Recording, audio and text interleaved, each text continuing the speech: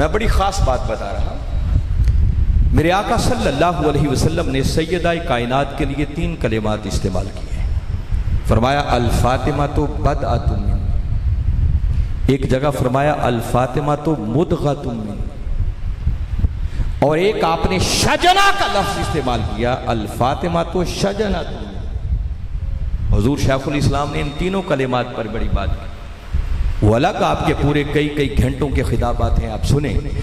बदअतुम मिन्नी, बिदअ और बदा ये 1 से लेकर 9 तक के अदद के लिए इस्तेमाल। कुरान यूसुफ अलैहिस्सलाम जब वो जेल में रहे तो जितने साल रहे उसके लिए बिदअ सिनीन का लफ्ज आया है 7 साल, ये 7 के लिए इस्तेमाल हुआ। इसी तरह और मकामात पर भी ये लफ्ज इस्तेमाल हुआ। अगर 10 को एक इकाई बना ली जाए तो उसमें से 7 ये 2/3 बनता है। और आका बदआ का लफ्ज इस्तेमाल करके बताना चाह रहे हैं कि लोगों, तन्हा फातिमा मेरी जान का 2/3 है। अब 2/3 को अगर आप समझ सकें कि 3 हिस्से करें तो 3 में से 2 हिस्से सिर्फ फातिमा है।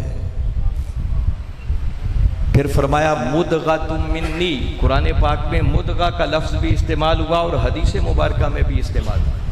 मुदगा ये वो एक स्टेज मां के रहम में बच्चे की आती है कि जब वो गोश्त का लोथड़ा, वो चुबाया हुआ गोश्त का लोथड़ा होता है, जब उसके अंदर रूह फूंकी जाती है, उस स्टेज को कुरान मुदगा कहता है। और अगर हदीस मुबारका को देखें तो ये बात अहले इल्म बैठे हैं, आप जानते हैं मेरे आका ने फरमाया इन्ना फिल अजसादी मुदगत, फरमाया लोगों तुम्हारे जिस्मों के अंदर एक गोश्त का लोथड़ा, अगर वो संवर जाए तो तुम्हारा पूरा जिस्म संवर जाता है, अगर वो बिगड़ जाए तो तुम्हारा पूरा जिस्म बिगाड़ का शिकार हो जाता है।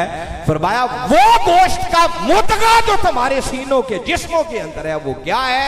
फरमाया अला वहियल कल्ब, वो मुदगा वो तुम्हारा दिल है। दिल को मुदगा कहा और दिल पर ही बंदे की जिंदगी और जान का सारा इन्हिसार होता है।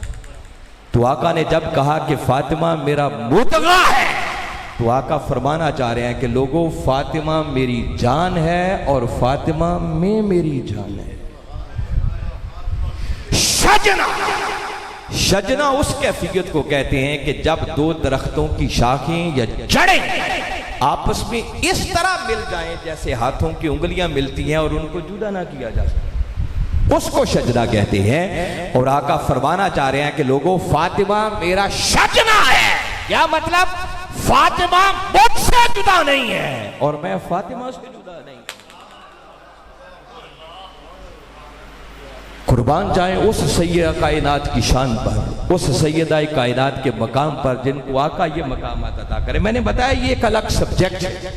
सैयदा कायनात की शान का अंदाजा करना हो तो मैं आपके ज़ौक़ को थोड़ा सा बदलता हूं। कभी हकीमुल उम्मत अल्लामा इकबाल से पूछा। इकबाल शिया नहीं था, याद रखिए।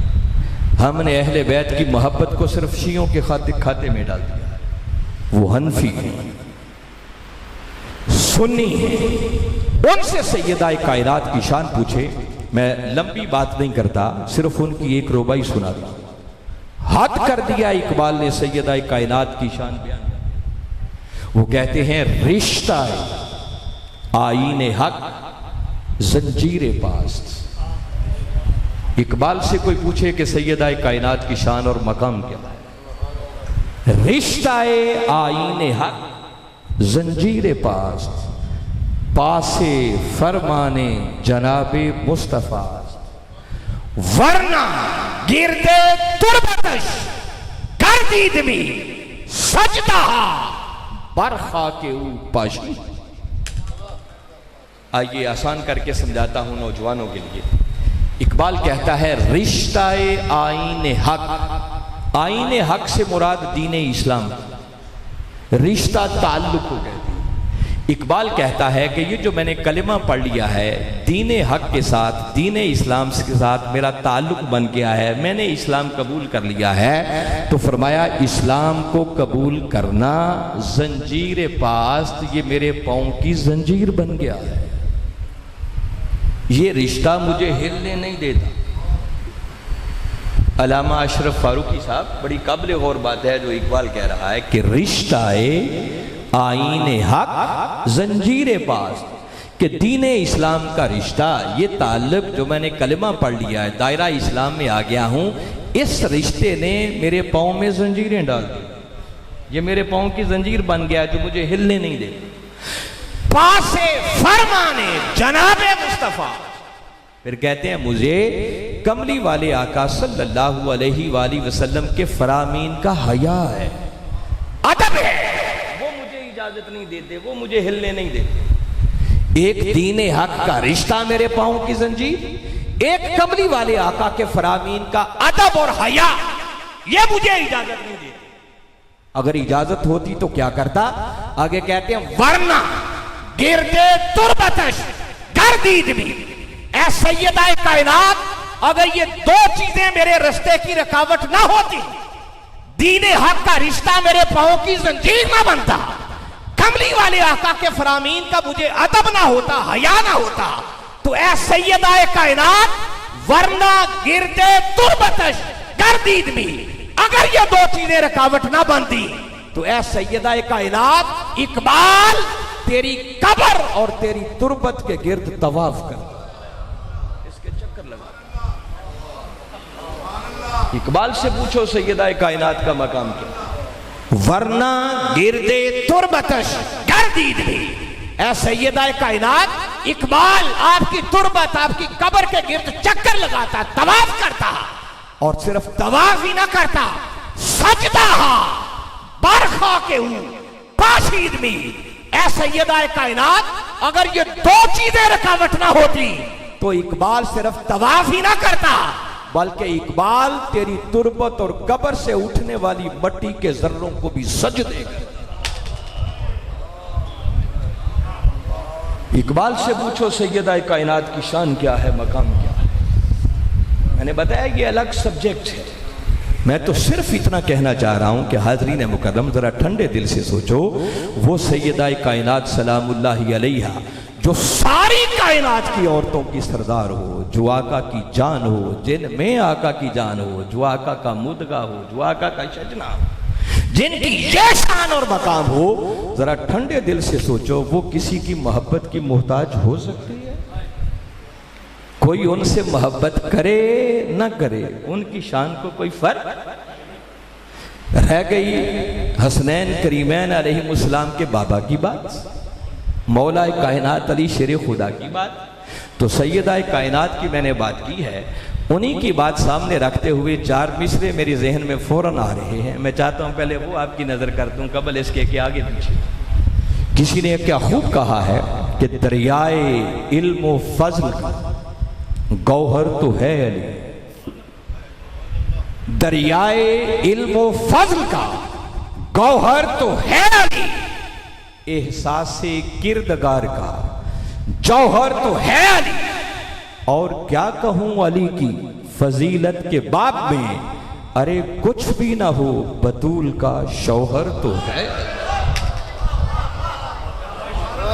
ये शान कोई कम है, ये मकाम कम है कि वो सैयदाए कायनात जिनकी इजमालन सी मैंने शान बयान की है, जिनको उनका शौहर होने का शर्फ हासिल हो, उस मौला कायनात की शान और अजमत का मुकाबला कौन कर सकता है?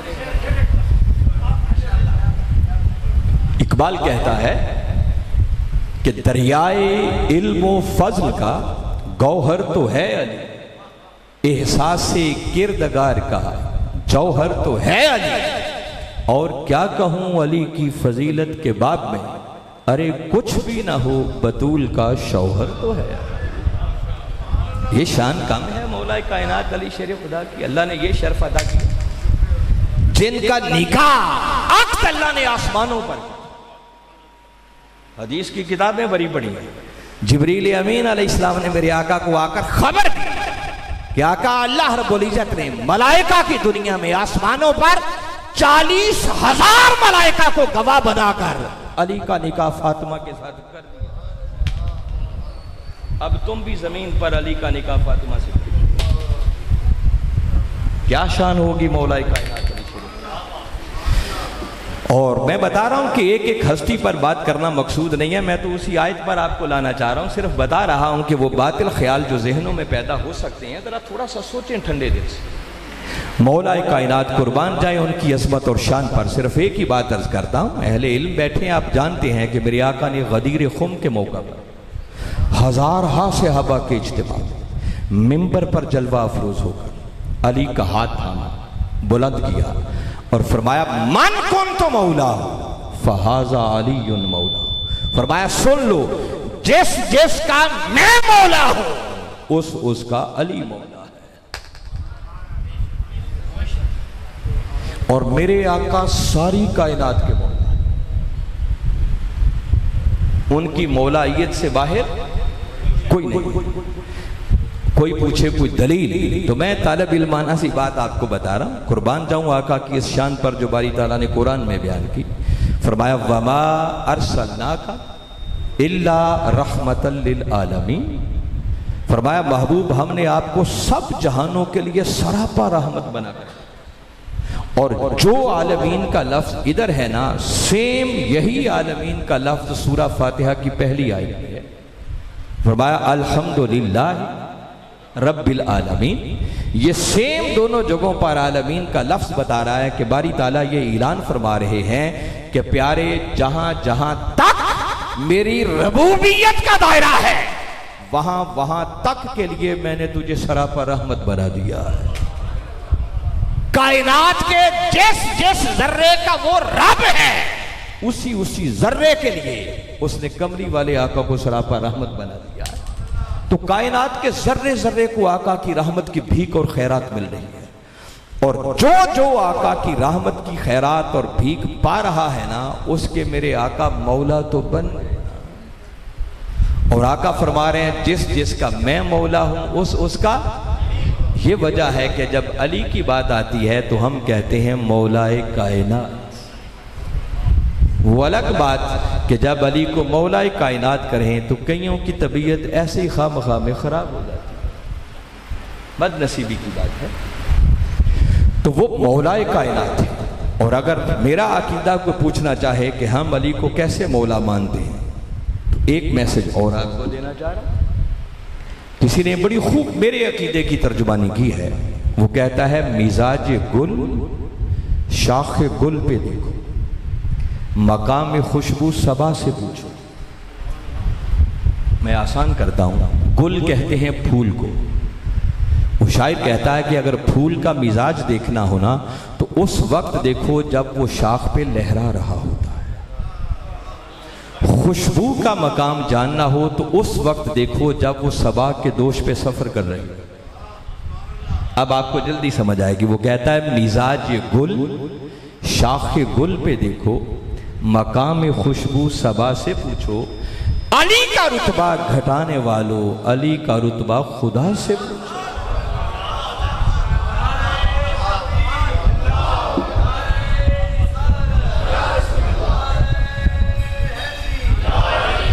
अच्छा, अभी अकीदे की मैंने बात की नहीं है और आप जज्बात में पहले आ गए।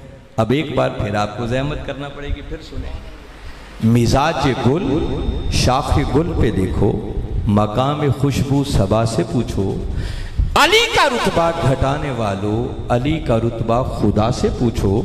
और कब्र में मुनकिर नकीर पूछेंगे कुछ तो ये कह के डाल दूंगा, सवाल मुश्किल है ए फरिश्तों, जवाब मुश्किल कुशा से पूछो। हम तो बाबा यूं मानते हैं।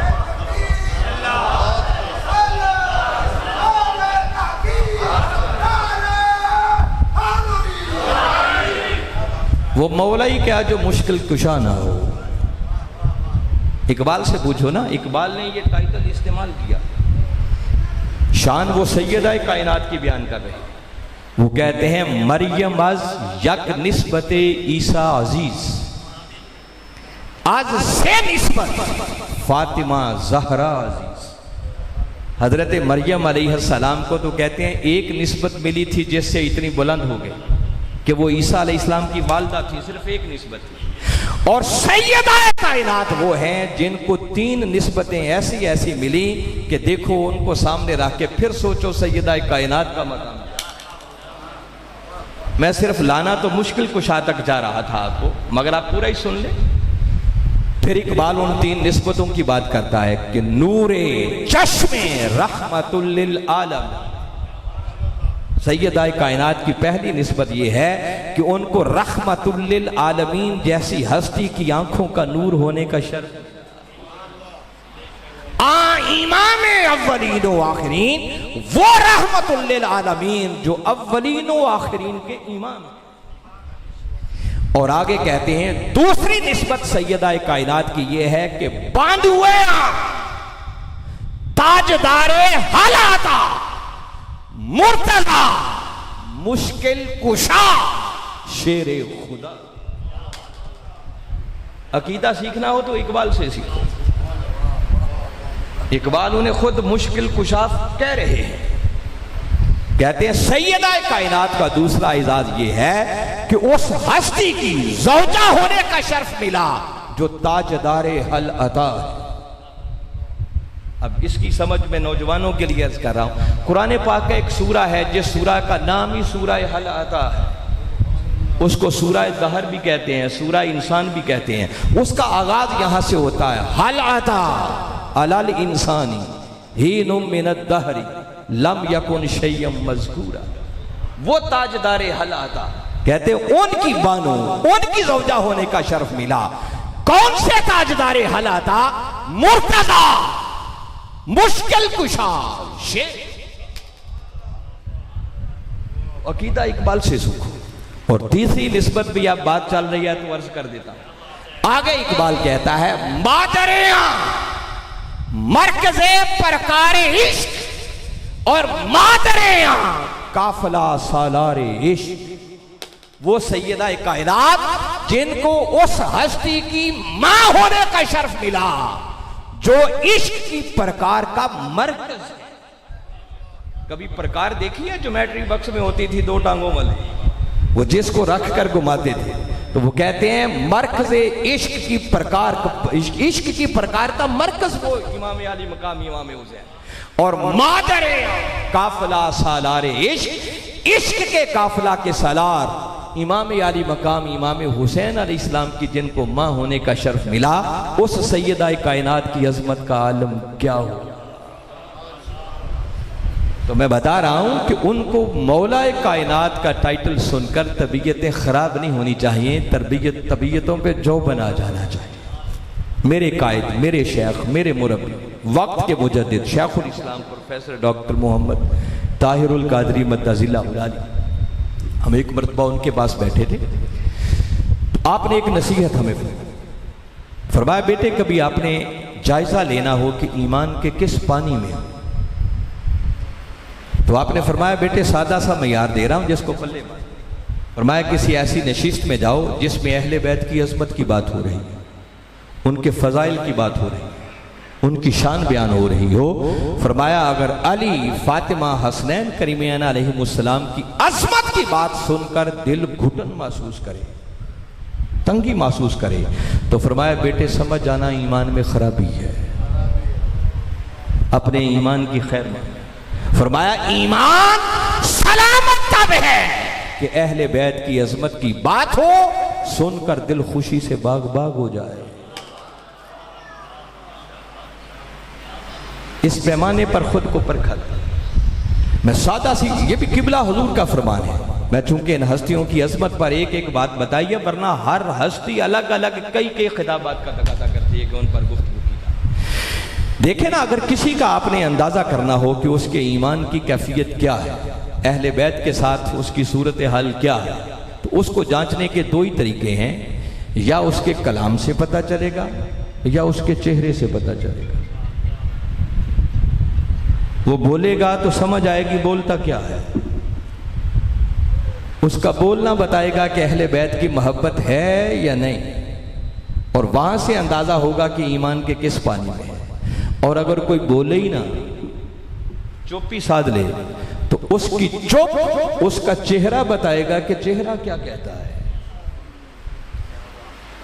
इसलिए सहाबाए किराम रिज़वानुल्लाहि अलैहिम अजमईन 1.25 लाख के लगभग मेरे आका के सहाबा थे और जमी सहाबाए किराम का ये मसलक था, मशरब था और उनका अपना बनाया हुआ नहीं था।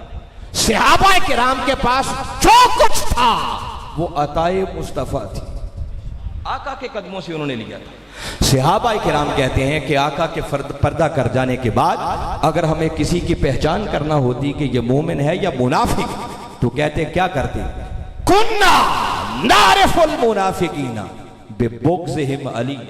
फरमाया जिसकी पहचान करना होती कि मोमिन है या मुनाफिक, क्या करते, कहते उसके सामने अली का जिक्र करते, अली का नाम लेते। और मैं कभी कभी सोचता हूं कि सहाबाए किराम का भी कोई नाराए हैदरी होगा ना जो वो लगाते होंगे, और कहते हैं वो नाराए हैदरी लगाकर फिर हम उस शख्स के चेहरे को तकते और देखकर अंदाजा करते कि अली का जिक्र सुनकर इसके चेहरे पे मरोड़ आए हैं, बल आए हैं या चेहरा खुशी से खिल उठा है। कहता अगर ये अली का जिक्र सुनकर उसके चेहरे पर बल आ जाते तो हम समझ जाते कि इस बदबख्त से बड़ा मुनाफिक और कोई नहीं है, और अगर अली का जिक्र सुनकर उसका चेहरा खिल उठता तो कहते हम उसे मोमिन समझ के गले लगा दिया। तो ये सहाबाए किराम का मयारे पहचान था, और मैं बता रहा हूं सहाबाए किराम के पास जो कुछ था वो अताए मुस्तफा थी। उन्होंने आका से सुना हुआ था कि अली सिवाय मोमिन के तुझसे मोहब्बत कोई नहीं करेगा और सिवाय मुनाफिक के तुझसे बुग़्ज़ कोई नहीं। तो आका के इसी फरमान को उन्होंने मयार बना लिया था।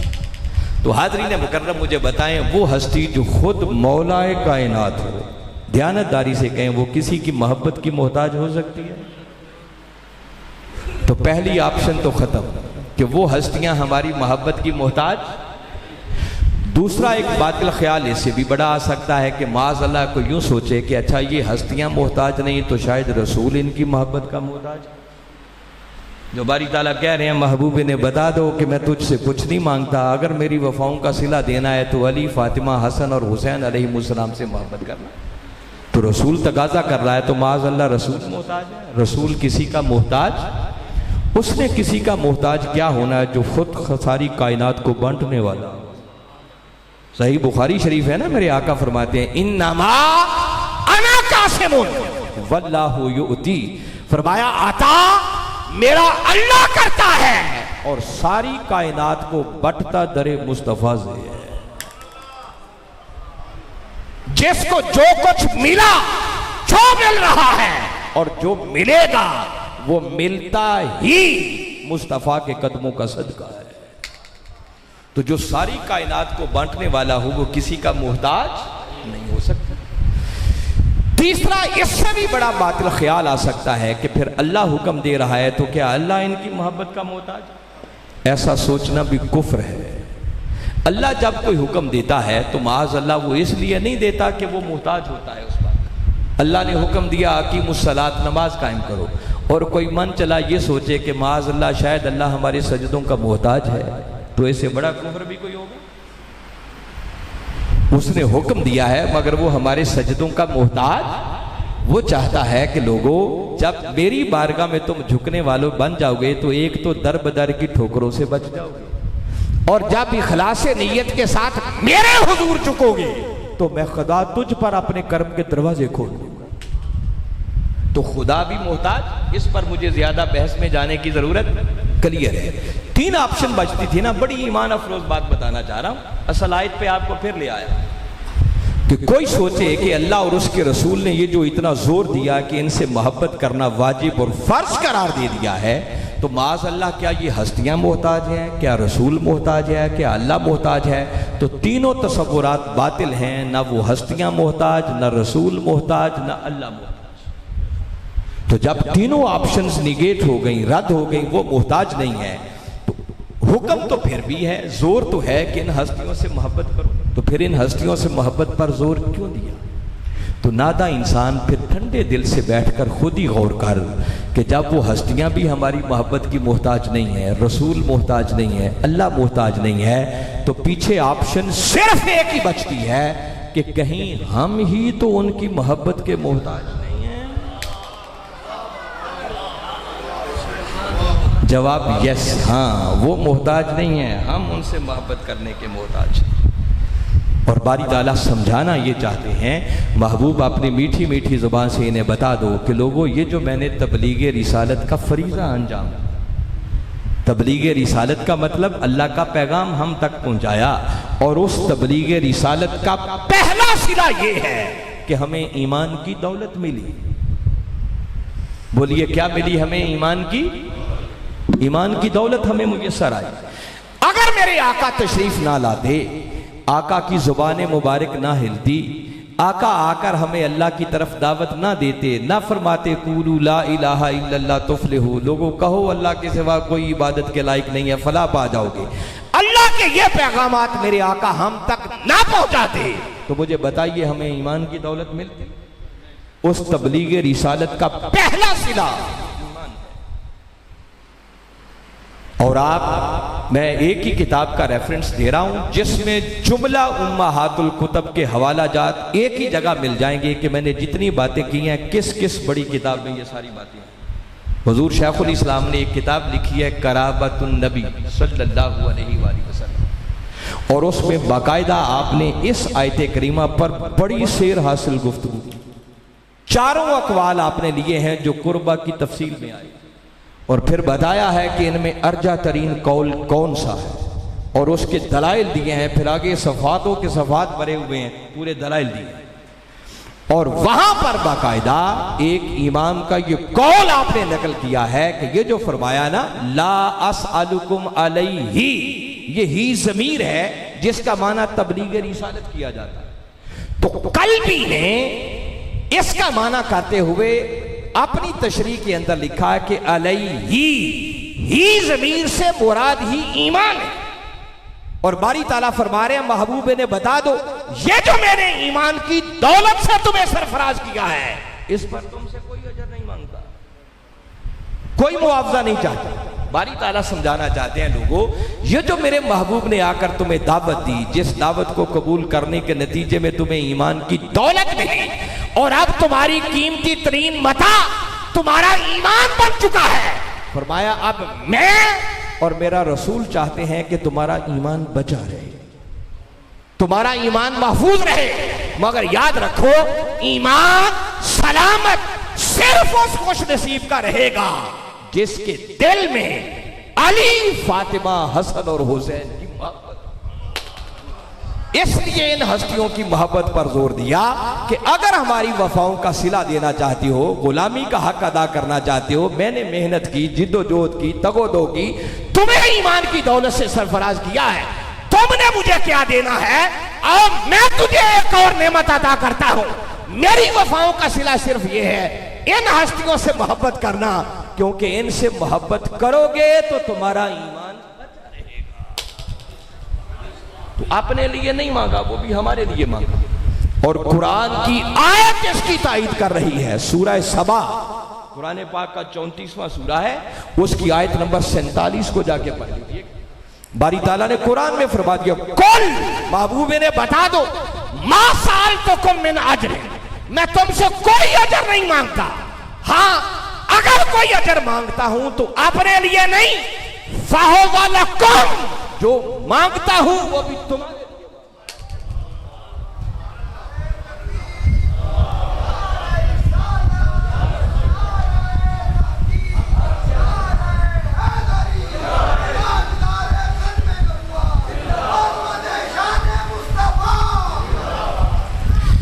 अल्लामा अशरफ फारूकी साहब 12 बजने लगे हैं, बल्कि बज गए। अगला कितनी सकत है अभी मजमे में सुनने की। मैंने जो असल आयत पढ़ी थी अभी वो शुरू नहीं हुई है, जो मैंने सरनामा कलाम के तौर पर पहले नंबर पे पढ़ी थी। अब मुझे मालूम नहीं है, हमारे साथी ये तो पसीने से शराबूर हैं, और अल्लामा साहब जो उठ के गए हैं वो उनकी तकलीफ थी। मैं देख रहा था बार बार नीचे बैठना कोई आसान काम, टफ काम है, मुश्किल काम है, तो वो उनकी मजबूरी है, वो जो उठ कर गए हैं, मैं उसका एहसास कर सकता हूँ। तो अगर आप में सकत है तो मैं अभी बहुत कुछ कहना चाह रहा हूँ। जो सुनना चाहते हैं हाथ खड़ा करें। माशाल्लाह, अल्लाह आपके ज़ौक़ को सलामत रखे। देखिए, मैं सिर्फ इसी अजमत पर, फजाइल पर बात करना चाहूं तो मेरी जिंदगी का सबसे बड़ा फख्र यह है कि मुझे उस हस्ती के कदमों के निस्बत है जिस हस्ती ने इस सदी में पूरी दुनिया को इल्म की खैरात बांटी है। मुझे उनके जोड़ों की खैरात मिली और इन हस्तियों की मोहब्बत की घुट्टी हमें उस हस्ती ने दी। हमारा जीना और मरना इन हस्तियों की मोहब्बत के लिए। और मैं जितना मजमून आपको सुनाया है ना, अगर इतने को पहले वाइंड अप करना चाहूं तो आका का एक इरशाद मुबारक मैंने सुनाया, उसके अंदर एक बड़ी ईमान अफरोज बात किबला हुजूर ने फरमाई है जो सारा निचोड़ निकल आएगा। मेरे आका ने फरमाया, अल हसन वल हुसैन सैयदा शबाब अहलिल जन्नत। फरमाया, हसन और हुसैन अलैहिमुस्सलाम जन्नत के जवानों के सरदार हैं। इतनी बात तो हर सुनने वाले को समझ में आ जाती है कि वो जन्नत के सरदार हैं, आका डिक्लेयर कर रहे हैं। मगर हुजूर शेखुल इस्लाम फरमाते हैं कि इस बात के अंदर भी एक बात छुपी हुई जो आका इनडायरेक्टली अपनी पूरी उम्मत तक पहुंचाना चाह रहे, और वो बात आका ये समझाना चाह रहे हैं कि हसनैन करीमियन अलैहिमुस्सलाम अगर जन्नत के जवानों के सरदार हैं तो आका फरमा रहे हैं कि ठंडे दिल से सोचो कि अगर जन्नत के सरदार हों हसनैन करीमैन अलैहिमुस्सलाम, सरदार वो हो, मालिक वो हो, तो फैसला खुद करो, क्या ऐसा बदबख्त जन्नत में जा सकेगा जिसके सीने में उनके बाबा का बुग़्ज़ हो, जो उनकी अम्मा की अदावत रखने वाला हो?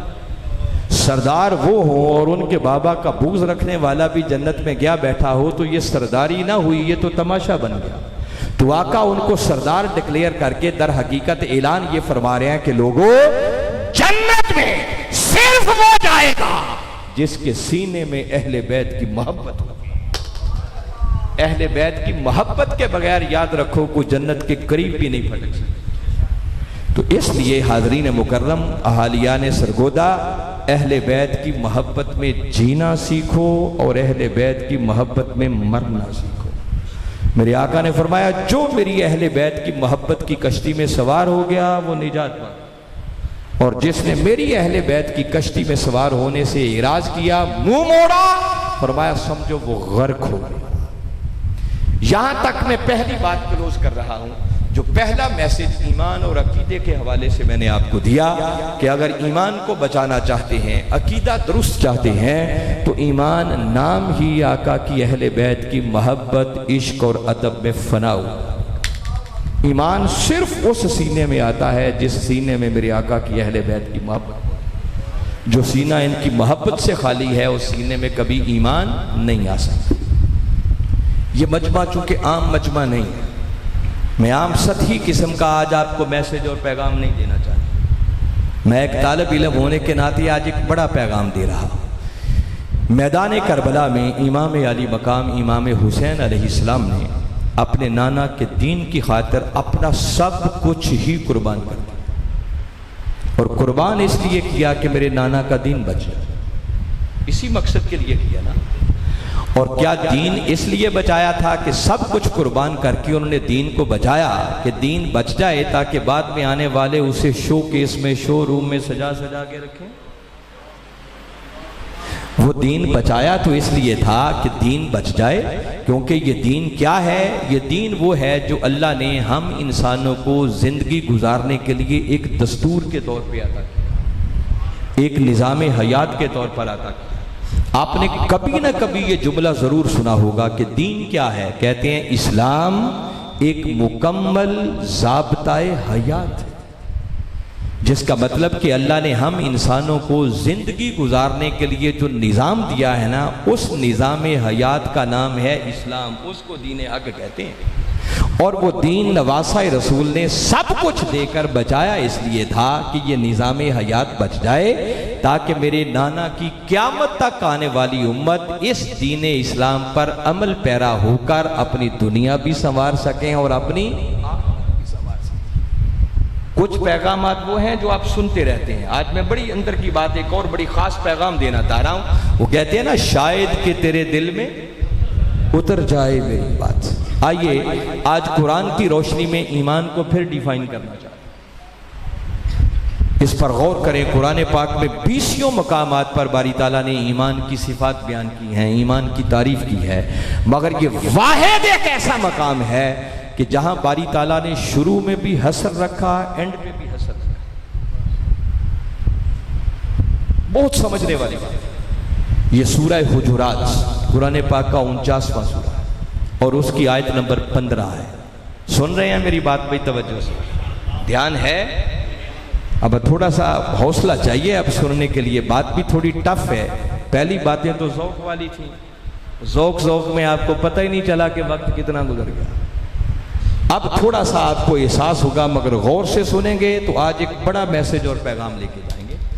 वो ईमान जो हमारी कीमती तरीन मता है, अगर कुरान की रोशनी में जानना चाहें कि ईमान क्या है, तो सूरह हुजुरात में बारी ताला ने फरमाया इन्नमल मुमिनून, इन्नमा ये कलमा हसर है जिसका माना है कि मोमिन फ़कत वो है, इसके अलावा कोई मोमिन कहलाने का हकदार कौन? फरमाया जिनमें 3 खूबियां पाई जाए। अल्लज़ीना आमनू बिल्लाही, जो अल्लाह पर ईमान लाए, व रसूल ही, और उसके रसूल पर ईमान लाए, और ईमान ऐसा लाए सुम्मा लम यरताबू, कि फिर उस ईमान में शक की दरार पैदा ना हो सके। पक्का और सच्चा ईमान, 2 बातें हो गई, अल्लाह पर ईमान और उसके, और ईमान भी पक्का और सच्चा। साथ एक तीसरी बात बड़ी खास है मोमिन बनने के लिए। आगे फरमाया वजाहदू बिअमवालिहिम व अनफुसिहिम फी सबीलिल्लाह। मोमिन बनने के लिए तीसरा तकाजा यह है कि फिर अपने माल और अपनी जान से अल्लाह की राह में जिहाद किया जाए। कितनी बातें हो गई? 3। ये 3 बातें करके कि मोमिन फ़कत ये हैं जो 3 काम करते हैं। जब आयत को एंड करना चाहा तो फिर कलमा हसर उलाइका, और फरमाया उलाइका हुमुस सादिकून। फरमाया सुन लो, जो लोग इन 3 तकाज़ों को पूरा करते हैं, हकीकत में यही वो लोग हैं जो अपने दावाए ईमान में सच्चे हैं। अल्लामा साहब, मैं एक तालिब इल्म होने के नाते बात कर रहा हूँ, जरा कुरान को पढ़ना जाके शुरू में भी हसद और एंड पे भी हसद, जिसका साफ माना यह है कि बारी ताला ऐलान फरमा रहे हैं कि जो शख्स इन 3 तकाज़ों को पूरा नहीं करता, करोड़ मर्तबा कलमा पढ़ता फिरे, उसके ईमान का कोई एतबार नहीं। अल्लामा साहब ठीक कह रहा हूं? असर इसी बात का तकाजा कर रहा है। 3 बातें, अल्लाह और उसके रसूल पर ईमान की बात आप सुनते रहते हैं, ये एक अलग सब्जेक्ट है कि फिर इस पर बंदा घंटों गुफ्तगू। आज सिर्फ तीसरी बात पर आपको फोकस करवाना चाह रहा हूं। ये जो बारी ताला ने फरमाया कि ईमान के लिए जरूरी है कि अपने माल और अपनी जान से अल्लाह की राह में जिहाद, तो ये जिहाद क्या है जिसके बगैर ईमान मुकम्मल नहीं है। जिहाद का लफ्ज सुनते ही पहला ख्याल इस तरफ जाता है कि शायद इसका माना यह है कि गन पकड़ लें, मैदान जंग में जाएं और इंडिया पर गोलियां चला दें। दीन की खातर मैदान जंग में जाकर लड़ना जिहाद के वसी तर मफहूम में कहीं ना कहीं एग्जिस्ट जरूर करेगा, इसको निकाला नहीं जा सकता। मगर सारा जिहाद ये नहीं है, हर वक्त हर शख्स मैदान जंग में नहीं। लोगों की जिंदगियां बीत जाती हैं, उनको मैदान जंग में तो जाने का मौका ही नहीं मिलता। तो अगर यही माना ले लें तो जिनको जिंदगी भर जंग में जाने का मौका ना मिला, उनके ईमान का क्या बनेगा? तो याद रखें, जिहाद का लफ्ज निकला है जुहद से। इसका माना होता है जिद्दोजहद करना, तगोदो करना, एफर्ट करना, मेहनत करना, कोशिश करना। मगर सवाल पैदा होगा फॉर व्हाट? वो जिद्दोजहद किस मकसद के लिए? वो जिद्दोजहद क्यों? वो मेहनत क्यों की जाए? किस मकसद के लिए की जाए? इसका जवाब जानना चाहें तो मैं कई आयात को सामने रखते हुए, जो शायद इस वक्त मैं आपके सामने ना रख सकूं क्योंकि वक्त ज्यादा हो रहा है, खुलासा दे रहा हूं। वो जिद्दोजहद को जानना चाहे किस मकसद के लिए, जो ईमान का हिस्सा है, तो वो जिद्दोजहद आका के दीन के तहफ्फुज के लिए, आका के दीन की इकामत के लिए, आका के दीन के गलबा के लिए, आका के दीन की सरबुलंदी के लिए, आका के दीन की मिटती हुई कदरों को बचाने के लिए। जब तक कोई शख्स हर वक्त आका के दीन की मिटती हुई कदरों को बचाने के लिए इस जिद्दोजहद में मसरूफ नहीं होता, उस शख्स को रुक कर सोचने की जरूरत है कि उसका ईमान भी बचता है या नहीं बचता। मैं बड़ी खास बात बता रहा हूं, ऐसी बातें सुनने का अपना ज़ौक़ बनाओ। हालात बड़े बदल चुके हैं, इन बातों को सुनने और समझने की जरूरी है। जिस ईमान पर मर मिटते हैं ना, मैं फिर तालिब इल्म होने के नाते अर्ज कर रहा हूं, कोई जानना चाहे ईमान क्या है, जो मैंने वक्त के मुजद्दिद के कदमों में बैठकर सीखा है ना, ईमान बंदे और मौला के दरमियान एक सौदे का नाम है।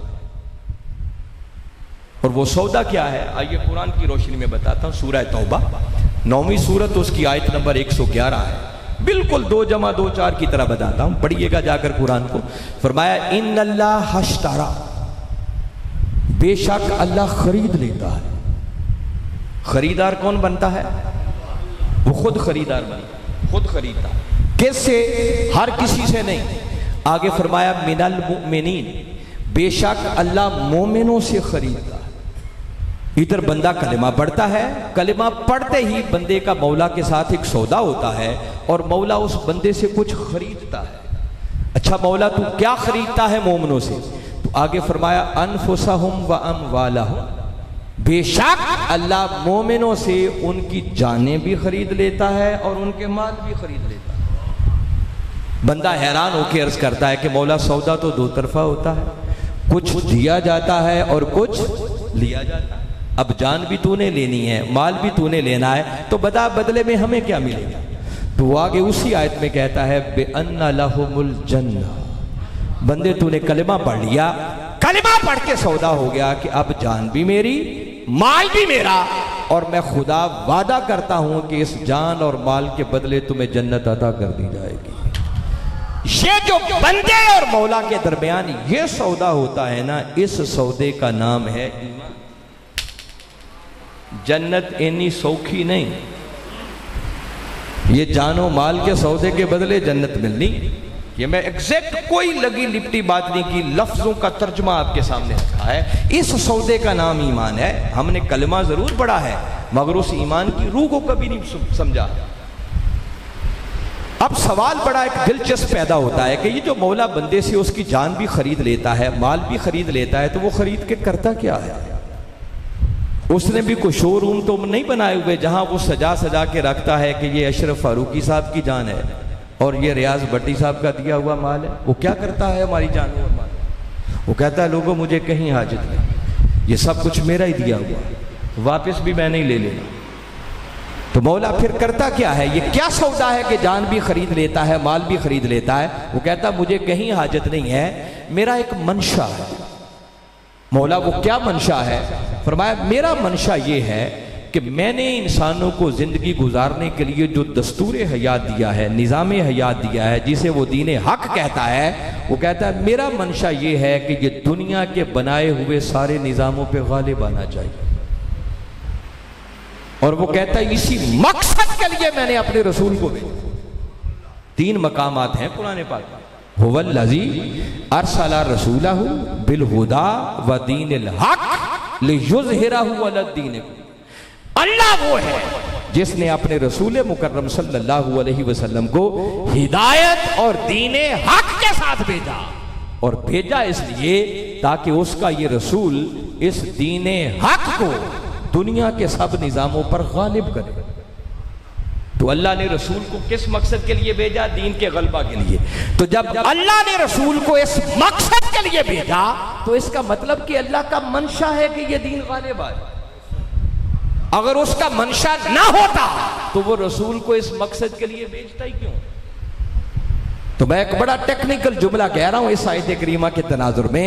याद रखें, दीन हक को बातिल निजामों पर गालिब करना ये मंशाए खुदा भी है और मकसदे बेसते मुस्तफा भी है। अल्लाह ने अपने रसूल को इस मकसद के लिए भेजा और अल्लाह चाहता है कि यह दीन गालिब। इसलिए वो जब बंदा कलिमा पढ़ता है ना तो वो सौदा हो जाता है कि बंदे अब जान भी मेरी, माल भी मेरा। वो कहता बंदे मैंने कहीं जान और माल नहीं चाहिए, अब वो जो मेरा मंशा है कि ये दीन गालिब आए, तूने कलिमा पढ़ लिया, अब सौदा हो गया कि तेरे होते हुए अगर इस दीन पर कोई कड़ा वक्त आया, कोई इसके लिए नुकसान और खतरात पैदा हुए, तो कलमा पढ़ के वादा हो गया कि इस दीन के तहफ्फुज के लिए तू अपना माल, यानी मेरी दी हुई हर नेमत, हत्ता के अगर इस मकसद के लिए जान भी देना पड़ी तो जान देने से भी डरेगा। इस सौदे का नाम है ईमान। नारे कम बात सुन। इसीलिए हकीमुल उम्मत अल्लामा इकबाल ने कहा था, ये शहादत गहे उल्फत में कदम रखना है। ये शहादत गहे उल्फत में कदम रखना है। लोग आसान समझते हैं मुसलमान होना। मुसलमानी इतनी सौखी कि नमाजें पढ़ ली, रोजे रख लिए, हज उम्रे कर लिए। हमसे तो वो भी नहीं होता। वो दीन इससे आगे भी कुछ डिमांड करता है, वो इस्लाम इससे आगे भी कुछ तकाजा करता है। मगर आप बरादरी रिश्तेदारों को सोचेंगे, कोठी बनाएंगे, बंगला बनाएंगे, बस ये हमारा इंटरेस्ट है। आज दीन और आका के दीन की नौकरी ये हमारी किसी तरजीह में रही नहीं। एक तो ओवरऑल उम्मत का जायजा ले लें, और खुश नसीब हैं जो मिनहाजुल कुरान से जुड़े हुए। मिनहाजुल कुरान का तो जीना और मरना ही आका के दीन की सरबुलंदी है। डॉक्टर फरीदुद्दीन कादरी रहमतुल्लाहि ताला अलैह ने, उन्होंने तो हरमे पाक के अंदर मकामे मुल्तज़म पर खड़े होकर रात के पिछले पहर अल्लाह की बारगाह में दुआ की थी कि मौला एक ऐसा बेटा अता कर जो तेरे महबूब के लाए हुए दीन की ऐसी नौकरी करे कि दीन का झंडा फिर पूरी दुनिया पर लहराए। ये दुआ कबूल हुई थी और कमली वाले आका सल्लल्लाहु अलैहि वसल्लम ने बशारत दी थी ख्वाब में आकर के फरीदुद्दीन मुबारक हो, तुम्हारी दुआ कबूल हो गई, अल्लाह तुम्हें बेटा अता करेगा, उसका नाम भी ताहिर रखना। डॉक्टर ताहिरुल कादरी तो पैदा ही इस मकसद के लिए हुआ है कि उसका जीना और मरना ही आका के दीन की सरबुलंदी के लिए। मिनहाजुल कुरान के क़याम की कोई गर्ज व गायद नहीं है, सिर्फ एक मकसद है कि आका का दीन सरबुलंद हो जाए, आका के दीन की मिटती हुई कदरों का ताफ़ुज़, आका का दीन फिर सरबुलंद हो जाए, दीन गालिब आ जाए। और उस मर्दे कलंदर ने फिर अपनी पूरी की पूरी जिंदगी इस मकसद के लिए वक्फ कर रखी है। तो मैं ये जो जुमला कह रहा हूं कि खुश नसीब हैं वो लोग जो उनके साथ जुड़ गए तो कोई आटा दलिया करते रहते हैं। वरना ओवरऑल अगर हम अपने हाल का जायजा लें, कलमा पढ़ने वालों को देखें, तो आज दीन की नौकरी और आका के दीन की नौकरी का काम अगर हम अपने कामों की तरजीहात की लिस्ट बनाएं तो ये काम उस लिस्ट में कहीं एग्जिस्ट ही नहीं करता। मैं सिर्फ एक आयत सुनाकर गुफ्तगू खत्म कर दूंगा, मगर सुने मन के कानों से, चूंकि मेरी बात नहीं है। अब मैं बताना चाह रहा हूं कि जब आका के दीन की नौकरी को हम नजरअंदाज करते हैं, और फिर करते इसलिए हैं कि दुनिया के कामों की वजह से हम अहमियत नहीं देते, तो आइए इस पर अल्लाह का फैसला सुन लें। करबला में क्या हुआ वो बता के तो बात खत्म कर दें। मैं चाहता हूं कि पैगाम आज जरूर सुनकर जाए। सूरह तौबा आयत आपने हजारों हजार मर्तबा सुनी होगी, मगर आज एक बार फिर मुझसे भी सुनी। आयत वही होती है, मगर आप जब सुनेंगे तो देखें आयत बोलेगी कि आयत क्या कह रही है। सूरा नंबर 9 सूरह तौबा, उसकी आयत नंबर 24। जिस वजूहात की बिना पर हम आका के दीन की नौकरी के काम को नजरअंदाज करते हैं ना, जरा सुनते जाएं अल्लाह ने कैसे गिन गिन के नाम दिए। फरमाया कुल, फिर लफ्ज कुल से बात शुरू।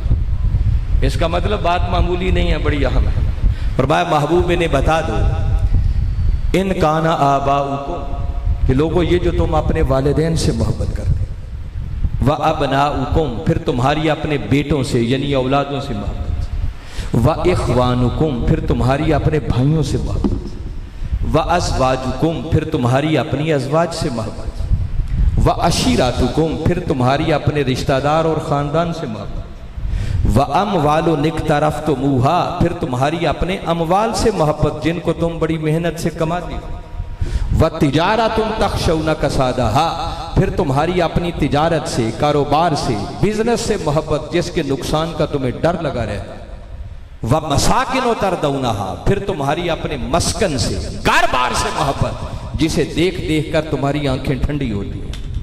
8 मोहब्बतों का बारी ताला ने नाम फरमाया। महबूब ने बता दो कि लोगों अगर ये दुनिया की मोहब्बतें अहब्बा इलैकुम मिनल्लाहि व रसूलिही व जिहादिन फी सबीलिही।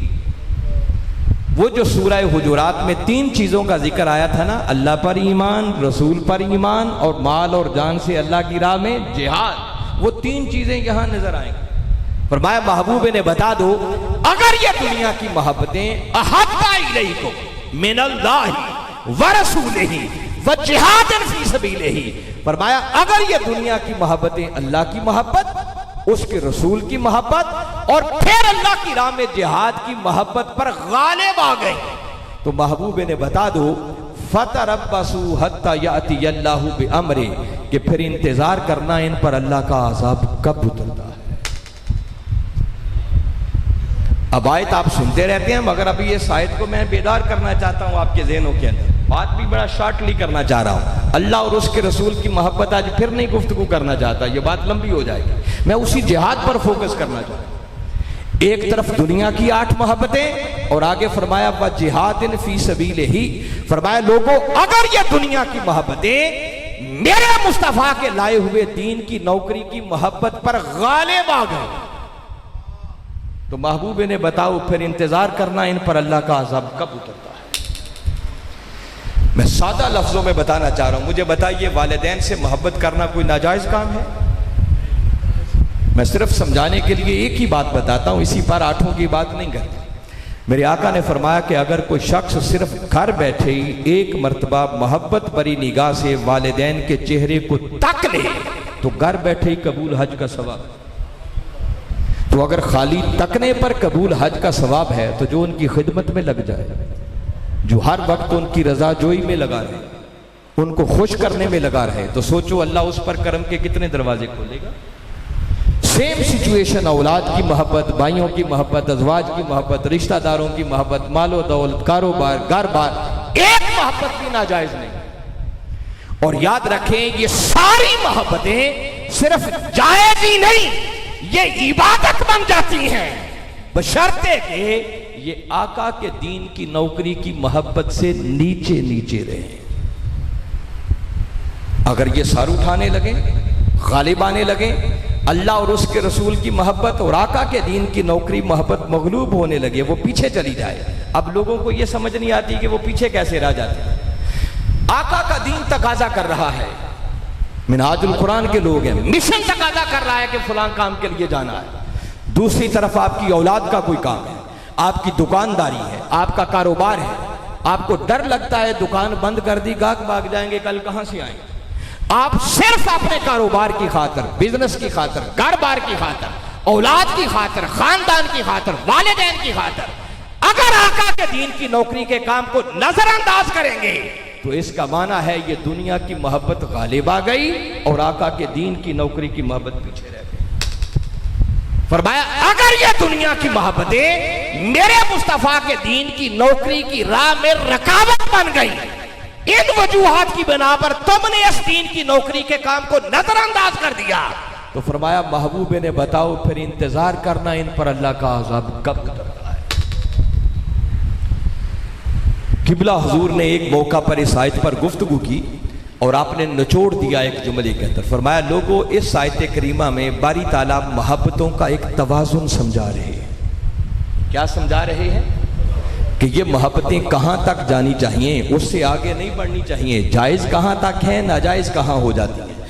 और जुमला आपने ये फरमाया कि लोगों अगर ये मोहब्बतों का तवाज़ुन कायम रहे तो फरमाया ये ईमान है, और अगर ये तवाज़ुन बिगड़ जाए तो यही कुफ्र है।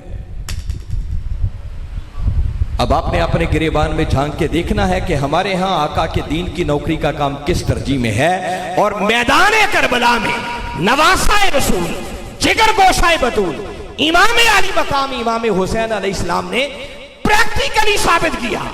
जब नाना के दीन पर कड़ा वक्त आया, यजीदियत बदतरीन रूप में सामने आई, आका के दीन का मजाक उड़ाया जाने लगा, दीन की हदों को तोड़ा जाने लगा, हलाल को हराम और हराम को हलाल किया जाने लगा, औरतों की इस्मत रेजी होने लगी, सरेआम शराब नोशी होने लगी, लोगों के हुकूक मारे जाने लगे, तो नवासा रसूल ने अपने नाना के दीन की मिटती हुई कदरों को बचाने के लिए इन 8 मोहब्बतों को सामने रखते हुए जायजा लें। हुसैन ने सब कुछ ही नाना के दीन की खातिर कुर्बान कर दिया। बोलिए, उन्होंने घर बार छोड़ा या नहीं छोड़ा? मदीना में रिश्तेदार थे या नहीं? अपनी बेटी को भी पीछे छोड़ के गए थे। कोई मदीना में थे तो कोई प्रॉपर्टी, कोई जायदाद भी वहां पर होगी। और नाना के गुम्बद खदरा से बढ़कर हुसैन की प्रॉपर्टी और जायदाद क्या हो सकती? उनकी अम्मा की कब्र अनवर की कुर्बतों से बढ़कर उनका और असासा क्या हो? हुसैन ने वो भी कुर्बान किया। हज जैसी इबादत को मुअख्खर कर दिया। और मैदान करबला में क्या साथ, क्या रिश्तेदार, हुसैन एक एक के गिरते हुए लाशें अपनी आंखों से देख रहे हैं, मगर हुसैन अपने नाना के दीन की खातिर कंप्रोमाइज करने के लिए तैयार। तकाजा तो एक ही था ना कि बैत कर लो। अगर ये रिश्तेदारों की मोहब्बत, बेटों की मोहब्बत ये गालिब आ जाती तो क्या एक जुमला ही था ना कि ठीक है मैं बैत कर लेता। अगर नवासा रसूल बैत कर लेते तो आज हम तक ये ईमान और कलमा न पहुंचता। तो नवासा रसूल ने अपने नाना के दीन की खातिर सारी मोहब्बतों को कुर्बान करके अपने नाना की उम्मत को यह पैगाम दिया है कि हुसैन की मोहब्बत का दम भरने वालों, हुसैन का पैगाम यह है कि जब मेरे नाना के दीन पर कड़ा वक्त आ जाए तो उस दीन के तहफ़्फ़ुज़ के लिए सब कुछ कुर्बान कर देना ये घाटे का सौदा नहीं, ये मुनाफे का सौदा है, ये ईमान का तकाज़ा है।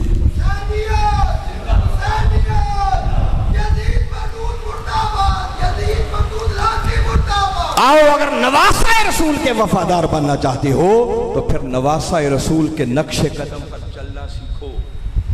याद रखो, खाली अली अली करने से अली वाला कोई नहीं बनता। खाली हुसैन हुसैन करने से हुसैनी कोई नहीं बनता। अली वाला और हुसैन वाला वो बनता है जो खुद को उनके रंग में रंग। मैंने पहले ईमान और अकीदे की बात बताई जो खतरे में है, और दूसरा दुख भरा ये जुमला कह रहा हूं, अमाले सालिहा की जरूरत थी। अमाले सालिहा क्या है? ईमान अगर इन हस्तियों की मोहब्बत, इश्क और अदब में फना होने का नाम है तो अमाले सालिहा इन्हीं हस्तियों के नक्शे कदम पर चलने का नाम है। और आज हमारा बदकिस्मती से हाल ये हो गया है कि हम मोहब्बत के नारे लगा लेते हैं मगर अमल करने के लिए कोई तैयार, कोई अमल की बात सुनने के लिए तैयार भी नहीं। वो दीन जो सब कुछ देकर नवासा रसूल ने बचाया, कभी ठंडे दिल से सोचो उस दीन के साथ हमारा ताल्लुक कितना बचा है। एक किताब जो आसमानों से नाजिल हुई, हमारी जिंदगी बीत जाती है, हमें ढंग से अपना वो कुरान पढ़ना भी कोई नहीं आता है। इससे बड़ा जुल्म भी अपनी जान पर कोई होगा? वो चंद सूरतें भी सही तलफ्फुज के साथ नहीं आती जो हर रोज नमाज में तिलावत करना होती।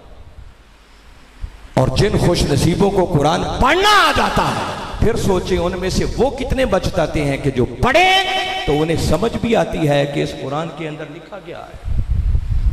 तो जिस उम्मत को अपनी किताब पढ़ना कोई नहीं आती, समझ कोई नहीं इसमें लिखा गया है, अमल खाक करना है उन्होंने।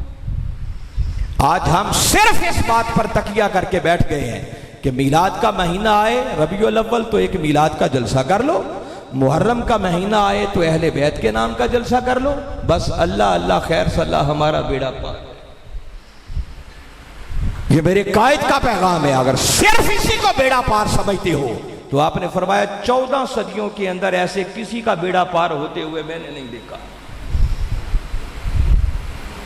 अगर मोहब्बत के दावेदार हो तो उनके नक्शे कदम पर चलना सीखो, उनके रंग में खुद को रंगना सीखो। नवासा रसूल के इस पैगाम को अपने मन में उतारो।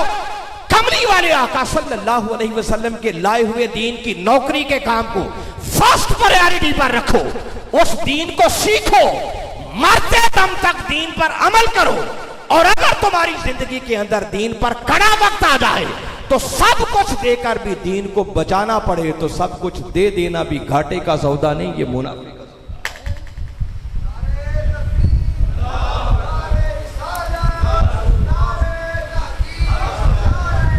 प्रैक्टिकली इन चीजों पर अमल करने की जरूरत है।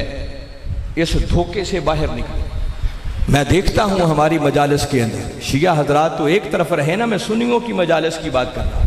आज कल्चर बनता जा रहा है, कोई सलाह खान आ जाए, कोई नकीब महफिल आ जाए, बास मुकर्रीन उस वक्त तक खिताबात खत्म नहीं होते, उनके कलाम खत्म नहीं होते जब तक अली और हुसैन की मनकबत ना पढ़ ले।